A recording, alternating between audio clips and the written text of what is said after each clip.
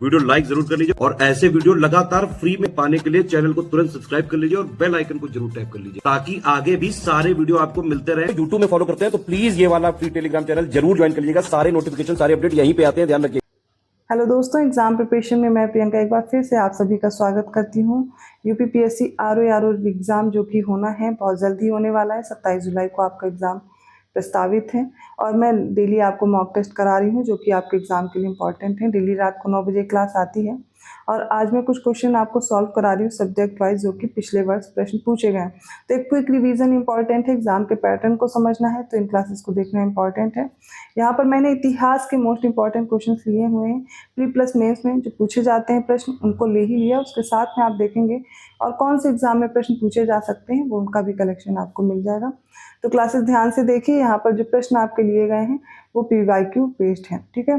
PCS के लिए भी इंपॉर्टेंट है, लेकिन जो बच्चे RO का एग्जाम टारगेट कर रहे हैं उनके लिए खासकर ये सीरीज मैंने स्टार्ट की है। तो सब्जेक्ट वाइज तो देख ही रहे हैं, साथ में आपके फुल लेंथ मॉक टेस्ट भी चलते रहेंगे। अगर आप न्यू हैं चैनल पर तो डेली दोपहर 1 बजे GS की क्लास आती है, रात को 9 बजे प्रैक्टिस सीरीज चल रही है। साथ में कुछ शॉर्ट क्वेश्चंस आते हैं जो कि आपके शॉर्ट वीडियो में कवर किए जाते हैं। जो भी बच्चे पेड कोर्स में इंटरेस्टेड हैं, जिन्हें टेस्ट ज्वाइन करना है, फुल लेंथ मॉक टेस्ट चाहिए, टेस्ट सीरीज आपको सारी एक साथ मिल जाएंगी, या कंप्लीट कोर्स भी ज्वाइन कर सकते हैं RO के लिए। डिस्क्रिप्शन बॉक्स में मैंने नंबर प्रोवाइड किया, आप उन पर कॉल या मैसेज करके इन्फॉर्मेशन ले सकते हैं, जिसमें आपको एग्जाम ओरिएंटेड टेस्ट सीरीज दी जा रही। डेली प्रैक्टिस कर पाओगे, उसका एक्सप्लेनेशन आपको डिटेल में दिया जाएगा, जिससे उनसे रिलेटेड और भी कोई प्रश्न बनते हैं तो आप आसानी से हल कर पाएंगे। कंटेंट में आपको देखना है कि आपकी सब्जेक्ट वाइज सारी क्लासेस अवेलेबल हैं, सारे सब्जेक्ट भी कंप्लीट हो जाएंगे और आपकी प्रैक्टिस भी अच्छे से हो जाएगी। चाहे करंट अफेयर हो, GS हो, हिंदी हो, कुछ भी हो, आपको कहीं और से पढ़ने की ज़रूरत नहीं, सिर्फ इतना कंप्लीट करेंगे आपका कंप्लीट हो जाएगा कोर्स, ठीक है, सिलेक्शन ले पाएंगे। तो कोर्स से रिलेटेड छोटी सी जानकारी थी। चलिए आज की क्लास स्टार्ट करते हैं। 181 क्वेश्चन है, हड्डी से निर्मित आभूषण भारत में मध्य पाषाण काल के संदर्भ में प्राप्त हुए हैं। ऑप्शन ए सराय नाहर राय से, ऑप्शन बी है मेहदहा से, ऑप्शन सी है लेखैया से, या फिर ऑप्शन डी चौपानी मांडू से। तो देखिए, जो बोन से, हड्डियों से जो ज्वेलरी बनी हुई है मिडिल स्टोन एज की, वो मिली मेहदहा से। ऑप्शन बी करेक्ट होगा। अगला प्रश्न देखिए, कौन सा हड़प्पी नगर 3 भागों में विभक्त था? लोथल, कालीबंगा, धौलावीरा और सुरकोटा। ज़्यादातर जो भी हड़प्पन जो सिटीज़ थी वो 2 भागों में होती थी, ठीक है। इनमें 2 भाग बने होते थे, एक अपर होता था, एक लोअर क्षेत्र हो जाता था, मतलब एक निचला क्षेत्र था, एक ऊंचाई पर स्थित था। लेकिन 3 भागों में भी विभक्त देखा जाता है, वो कहाँ देखेंगे? धौलावीरा में। और धौलावीरा में जो जल प्रबंधन है वो भी बहुत अच्छे से आप देखने को पाएंगे। तो जल प्रबंधन की भी व्यवस्था धौलावीरा में देखने को मिलती है। अगला प्रश्न पूछा गया है, वैदिक कर्म कांड में जो होता, मतलब होत्र आपको कई जगह दिया होगा, इसका संबंध किससे है? ऋग्वेद, यजुर्वेद, सामवेद या अथर्ववेद। तो जो ऋग्वेद को पढ़ता था उसी को होता या होत्र बोलते हैं, ठीक है। तो ऑप्शन ए करेक्ट होगा, ऋग्वेद। अगला प्रश्न ध्यान से देखिए, चतुर्थ बौद्ध संगीति या परिषद कब हुई थी? तो 4th बुद्धिस्ट काउंसिल पूछा गया है, कहाँ हुई थी, किसके शासनकाल में? कनिष्क, अशोक, हर्षवर्धन या मीनांडर। तो देखिए, पहली हुई थी राजगृह में, दूसरी हुई थी वैशाली में, तीसरी पाटलिपुत्र में हुई थी और चौथी कुंडलवन में हुई थी। अब उस समय ये किसका शासन था? तो कनिष्क का शासनकाल था, ठीक है। पहली होती है अजातशत्रु के शासनकाल में, फिर कालाशोक, तीसरे अशोक होते हैं और चौथे कनिष्क होते हैं, जिनके समय पर चौथी बुद्धिस्ट काउंसिल होती है। अगला प्रश्न है, उस वीर भारतीय राजा का नाम बताइए जिसे सिकंदर ने झेलम के तट पर पराजित किया था। आम्भी, पुरु या पोरस, चंद्रगुप्त मौर्य या महापद्म नंद। तो झेलम नदी के तट पर सिकंदर ने किसे हराया था? उसका नाम था पुरु या फिर पोरस को हराया था। नेक्स्ट क्वेश्चन है, शक संवत कब प्रारंभ होता है? 78 AD से, 58 BC, 120 AD या 320 AD। तो शक संवत शुरू होता है 78 ईसा से, मतलब 78 AD से। अगला प्रश्न, निम्नलिखित में से किस स्रोत में उल्लिखित है कि प्राचीन भारत में दास्ता नहीं थी? अर्थशास्त्र, मुद्रा राक्षस, मेगस्थनीज की इंडिका और वायु पुराण। तो जो मेगस्थनीज की इंडिका है, इन्होंने ये बताया है कि प्राचीन भारत में दास्ता नहीं थी। ऑप्शन सी करेक्ट होगा।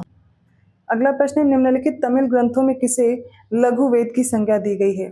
नंदिक लंबकम, कलिंग पुत्तपर्णी, पेरिया पुराणम या कुराल। तो लघु वेद कहा गया कुराल को, ऑप्शन डी करेक्ट होगा।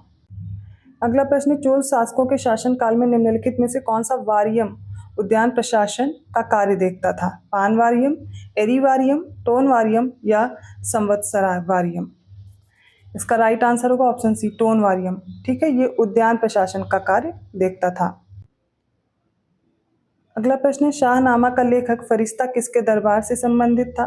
सुबक्तगीन, महमूद गजनवी, मोहम्मद गोरी या अल्पतगीन? तो इसका राइट आंसर क्या होगा? फरिश्ता, ये था महमूद गजनवी के दरबार से संबंधित।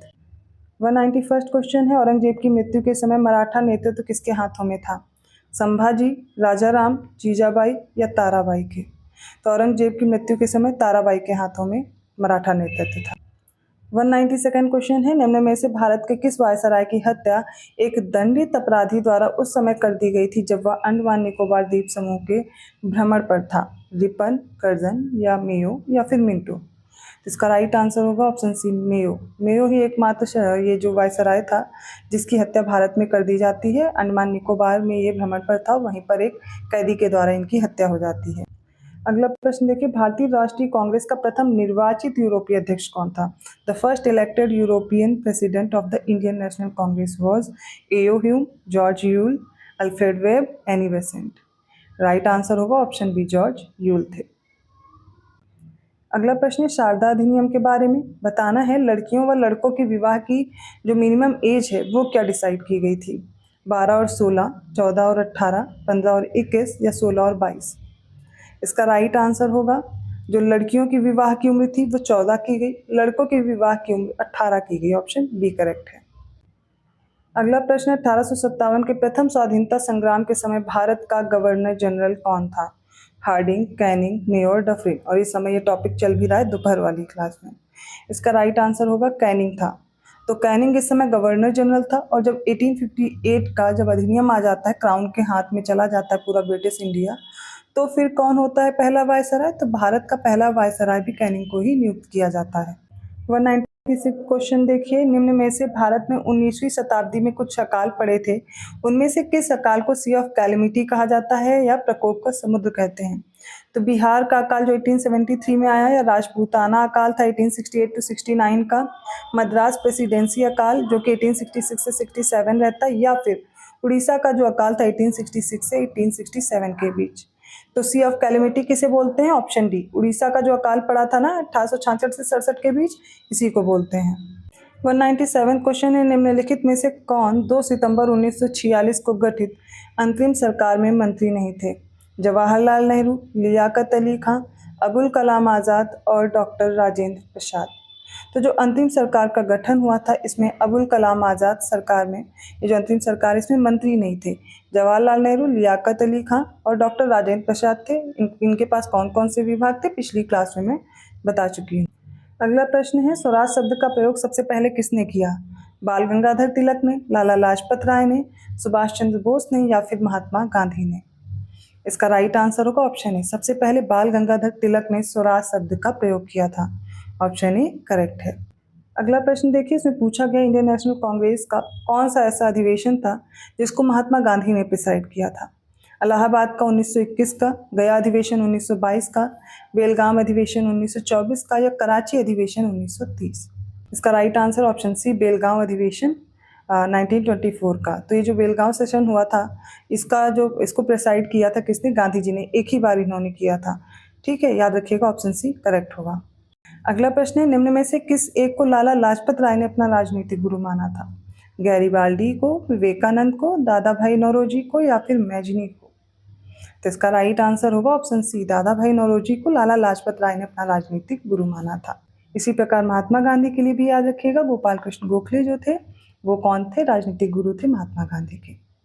तो आज की ये क्लास कंप्लीट होती है। आई होप आपको ये क्वेश्चन समझ में आए होंगे। किसी भी क्वेश्चन में डाउट है आप पूछ सकते हैं। वीडियो अच्छा लगा तो लाइक जरूर कीजिए। चैनल को अभी तक आपने अगर सब्सक्राइब नहीं किया है कर लीजिए। पेड कोर्स के लिए नंबर्स आपके सामने दिए गए हैं, इन पे आप व्हाट्सएप मैसेज या कॉल के थ्रू अपने कोर्स को ज्वाइन कर पाएंगे। अभी भी अगर तैयारी में कोई कमी लग रही है, आपके पास मटीरियल वैसे अवेलेबल नहीं हो पा रहा है जिससे आपका करंट अफेयर, जीएस, हिंदी सब प्रिपेयर हो पाए, कहीं भी कोई डाउट है तो आप फिर अपना कोर्स ज्वाइन कर सकते हैं। अदरवाइज ज्ञान सर ने आपको एक स्ट्रेटजी वीडियो प्रोवाइड किया, आप उसके ज़रिए से आप देख सकते हैं कैसे क्लासेस मिलेंगी और कैसे आप तैयारी कर सकते हैं, लेकिन आपको थोड़ा नोट्स बनाने पड़ेंगे। ठीक है, तो ये नंबर्स दिए गए, इन पर आप कॉन्टैक्ट करके अपने कोर्स को ज्वाइन कर सकते हैं। मैं मिलती हूँ ऐसे इंपॉर्टेंट क्वेश्चंस के साथ नेक्स्ट वीडियो में। तब तक के लिए धन्यवाद।